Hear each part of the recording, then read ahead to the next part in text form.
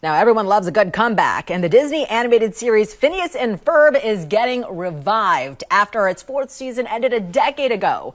At its peak, it was Disney's most watched animated series, and it's a 3-time Emmy Award winner. Take a look. Are we going to do this again?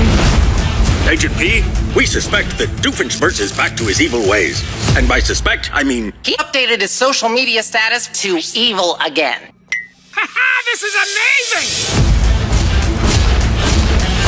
Everyone, hold on! Isn't it great? It's like old times.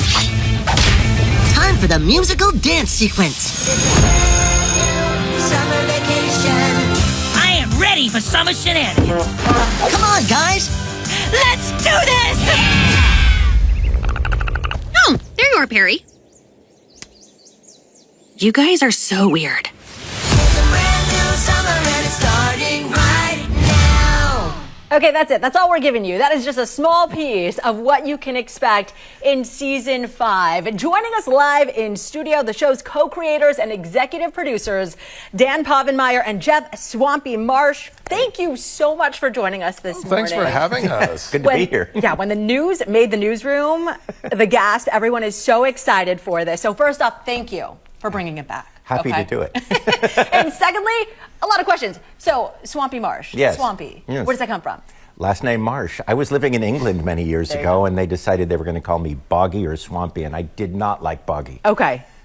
At all. Okay. So Swampy. Nobody calls him Jeff anymore. When people refer to him as Jeff, people are like, who is that? Who are you talking about? I think my mom's walked in. Okay, so easy enough. Now, Dan, so the internet points to you having been a child prodigy, that you began drawing at 2 years old, and then Swampy, the internet points to you having grown up with so many musical influences. I have to imagine that those two combined have so much to do with the success of the show as well. Yeah, I think so. We're definitely, our DNA is in the show, from the musical side to the inventive side. We've talked about it before. We shared some similar things in childhood, that we both had parents that encouraged us to do wacky, crazy performing. So we were always going out and building things and making things and putting on shows and stuff like that. And I think the show is sort of a celebration of that kind, the imagination of a 9-year-old if you weren't hampered by budget and schedule. Yeah, and we still have the minds of a 9-year-old. Yes. Let's be honest. I keep it in a box under my bed. So your summer breaks must have been wild. We had a lot of fun. Okay, so we know, still do. I'm sure, I can feel it, this energy. So we know that season 5 kicks off almost 10 years to the day that season 4 ended. When did you all start talking about that revival? They've had mumblings of we might want to do some more of this, and we did a movie for them in 2020 with the characters, and that did really well. And then suddenly they started talking really seriously about it. And we thought they were going to talk about another movie, and then they came to us and said, "Would you guys do 40 more episodes?" And we're like, I suppose we would. Yeah. Oh my goodness. So where does the story pick up? It's just the next summer. Yep. It's just because we did an end of that summer episode. We did a finale for that summer, but the characters all look and sound exactly the same, with one exception. Phineas has an extra stripe. He's not any taller. Yes, but the extra stripe gives him the illusion of. Yes, taller. Exactly. That's how you age a cartoon character. They're like counting the rings on a tree. Yeah. Hilarious. Well, okay, so getting back to the characters, getting back to the voice actors and actresses, what was that conversation like? I have to imagine that everyone was ready to jump into this project. You know, we have had so much wonderful feedback from our actors, and so we had no doubt that they would all want to come back, and sure enough, everyone was like, yes, immediately, now, let's do it.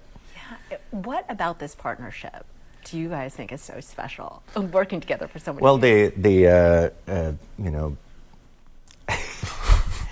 I don't know really, because he's one of the most difficult humans I've ever met in my life. I'm really a prima donna. Yeah, it's awful. And yet still we work together. They threw us together at another network. We were working on a show, and they threw us together as a writing team and a boarding team, and we just had so much fun together. We were like, we should create a show together, and then we'll sell it, and we'll never have to work apart because I think we're that so moment funny. came at the end of our first episode where we just decided to write a song that nobody had asked for, and we wrote our first song together. And I think at that moment we went, let's do that. We should keep doing this. 'Cause Yes. this is good. Yeah. I love that. So I was able to screen the first 2 episodes. I was humming and singing Sandwich Summer Rain and went out and got a sub. So thank you for the influence there. Excellent. I think Subway owes us a debt of gratitude. Yeah.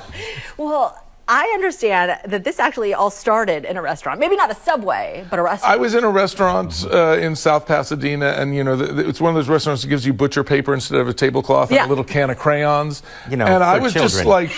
And I was just like wondering if I could make somebody's face out of a triangle. And I drew this triangle-headed kid, and I put the eyes there. Well, that makes that the nose. That's the top of the head. And I just did that. And I drew it like 3 times. And my ex-wife, who was with me, like pointed and said, "Ooh, who is that?" And the words I actually said at that moment were, "This is Phineas. This is the show we're going to sell someday."